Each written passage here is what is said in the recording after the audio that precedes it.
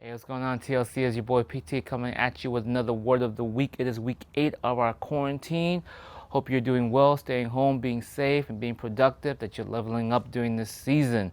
Today, or the next few weeks, I want to go into a word of the week where we are addressing some major defeaters or major questions people may be asking during the season for Christians. And if you're sharing your faith, you may be encountering a lot of these questions. We've been going through a lot of these things during our retreats and stuff, but I want to use this time with the word of the week to offer you guys some words as well. The first major question, the first major issue that comes up usually is the issue of suffering. So today we're going to talk about how do Christians deal with suffering. Okay, the argument usually goes something like this: if God is a powerful God, if He is a good God, and there shouldn't be any suffering that's going on in this world, but because there is suffering, then God is not a very powerful or a good God, right? Now, to answer this question, you have to understand that there's two levels to answer it in, okay? And you got to deal with the both levels. You got to deal with the philosophical level and the personal level. Let me say that one more time. To answer this question, you got to deal with the philosophical level and the personal level. The philosophical level, it goes something like this. Just because the assumption is, just because you cannot see a good reason for why there is suffering in the world, it doesn't mean that there is no good reason for it.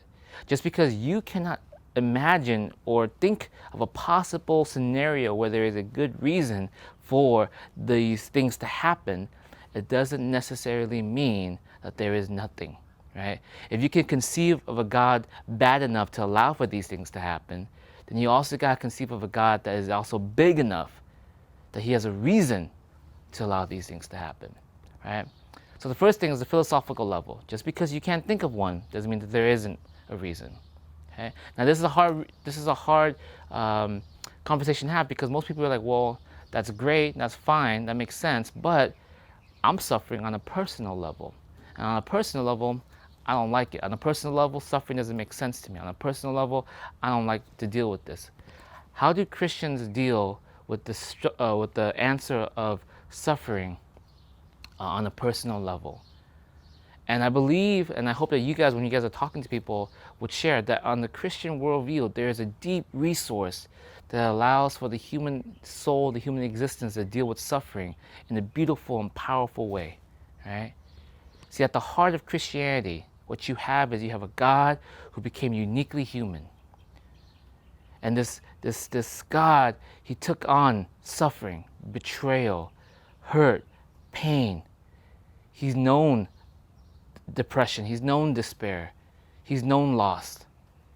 He physically, emotionally dealt with the human struggle to let us know that we were close to, that He is close to us. So for a Christian, we can't answer why you are suffering specifically the way you're suffering. We don't know why, but we do know that it's not because God doesn't love you. We do know that it's not because He is far from you. We do know that it's not because He does not understand you. Right? We don't know the exact reason why you're going through what you're going through, but we know that what it isn't. If God was willing to die on the cross for you, to take on suffering for you, to feel it, to know it for you, to die in love for you, then it cannot be because your suffering presently cannot be because He does not love you, right? And so as a Christian, we hold on to, we understand that there's a deep understanding of our God to us. But secondly, the resurrection gives us a resource to endure suffering, because the resurrection is not just about like a consolation prize you get to go to heaven. The resurrection is a restoration, right? That this life right here is only the beginning. It's only the start. It's going to be, God's going to restore all things. Even death becomes life, right? All creation, the Bible says, is groaning and waiting for the sons of God to be revealed.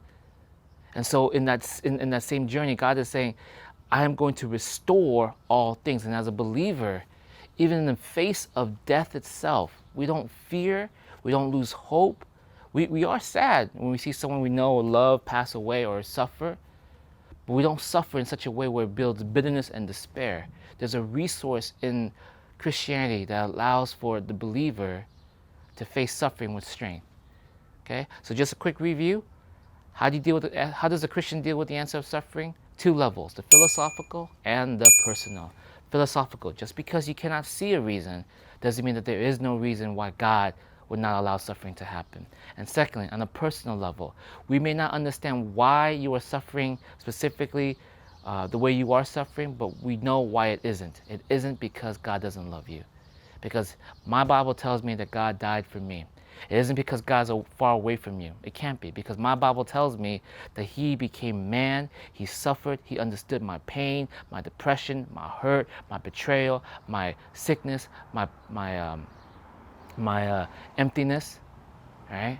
And in the same way, it isn't because He does not care, because He took the cross when He didn't have to, out of love for you.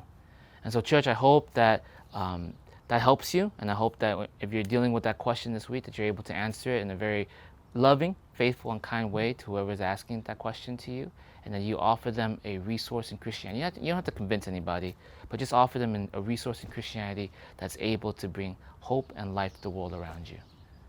Thank you, guys. Have a good week.